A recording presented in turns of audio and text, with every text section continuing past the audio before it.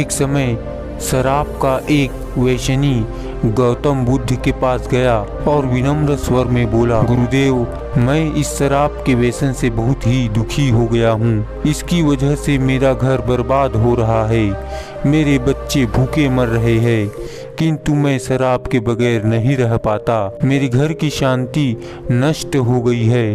कृपया आप मुझे कोई सरल उपाय बताएं जिससे मैं अपने घर की शांति फिर से पा सकूं। बुद्ध ने कहा, जब इस व्यसन से तुमको इतना ही नुकसान होता है तो तुम इसे छोड़ क्यों नहीं देते? शराबी बोला, गुरुदेव, मैं शराब को छोड़ना तो चाहता हूँ, पर ये ही मेरे खून में इस कदर समा गई है कि मुझे छोड़ने का नाम ही नहीं ले रही है। गुरुदेव ने हंसकर कहा, कल तुम फिर आना, मैं तुम्हें बता दूंगा कि शराब कैसे छोड़नी है। दूसरे दिन निश्चित समय पर वह व्यक्ति महात्मा के पास गया। उसे देखकर महात्मा झट से खड़े हुए और एक खंबे को कसकर पकड़ लिया। जब उस व्यक्ति ने महात्मा को इस दशा में देखा तो कुछ समय तो वह मौन खड़ा रहा, पर जब काफी देर बाद भी महात्मा जी ने खंबे को नहीं छोड़ा तो उससे रहा नहीं गया और पूछ बैठा कि गुरुदेव, आपने व्यर्थ इस खंबे को क्यों पकड़ रखा है?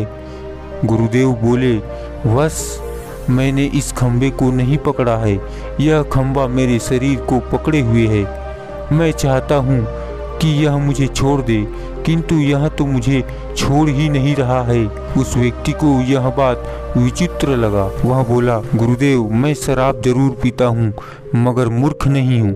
आपने ही जानबूझकर इस खंबे को कसकर पकड़ रखा है। यह तो निर्जीव है, यह आपको क्या पकड़ेगी? यदि आप दृढ़ संकल्प कर ले तो इसी वक्त इसको छोड़ सकते हैं।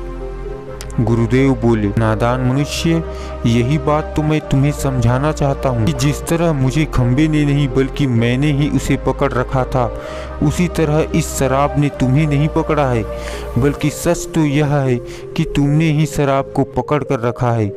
तुम कह रहे थे कि यह शराब मुझे नहीं छोड़ रही है, जबकि सत्य यह है कि तुम अपने मन में यह दृढ़ निश्चय कर लो कि मुझे इस व्यसन का त्याग अभी कर देना है, तो इसी वक्त तुम्हारी शराब पीने की आदत छूट जाएगी। शरीर की हर क्रिया मन के द्वारा नियंत्रित होती है और मन में जैसे इच्छा शक्ति प्रबल होती है वैसा ही कार्य सफल होता है। वह शराबी बुद्ध के इस अमृत वचनों से इतना प्रभावित हुआ कि उसने उसी वक्त भविष्य में कभी शराब न पीने का दृढ़ संकल्प किया। उसके घर में खुशियाँ लौट आई और वह शांति से जीवन यापन करने लगा।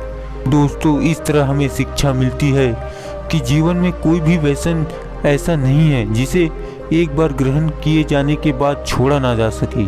अगर मनुष्य चाहे तो बड़ी से बड़ी बुराई का त्याग कर सकता है।